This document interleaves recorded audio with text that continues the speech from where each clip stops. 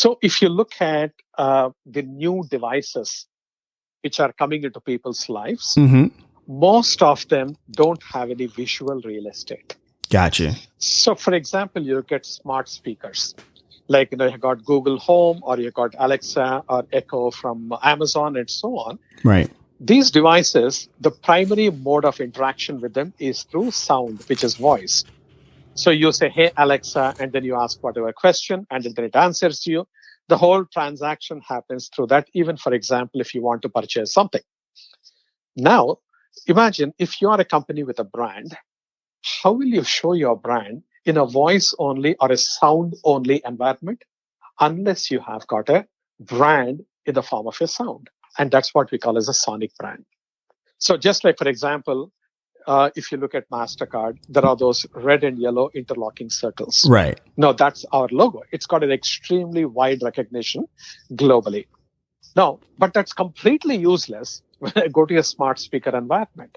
So what is the equivalent of that logo that is the red and yellow circles that I have got for the world of the sound?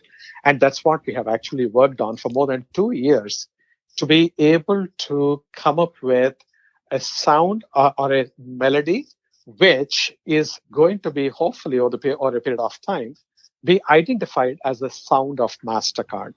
So it's like a 30-second melody, which is pleasant, which is memorable, which is hummable, which is neutral, highly adaptable. So whether you're playing that sound at a football match where there is a lot of energy and noise, or you're playing it at a romantic evening dinner where it is very soft and subtle. Either of these cases, the logo has to be appropriate. The sound, the melody has to be appropriate. And likewise, it has to transcend cultures. So whether I play this sonic melody in India or in China or in Brazil or in the United States, it should feel native to each one of these places. So getting a melody that is as universal as that is not an easy thing. And I had to work with a lot of musicians, music composers, musicologists, and record labels, and so on. And eventually, we had come up with these 30 seconds. In fact, people like, for example, what's his name? Mike Shinoda from Linkin Park. He was one of the co-founders of Linkin Park. Right. He was involved in designing one version of our sonic brand. So we worked with people of very high stature. Of course. And expertise. And then we created that melody. Now, the beauty is that melody is played in all our ads, at our events, and so on.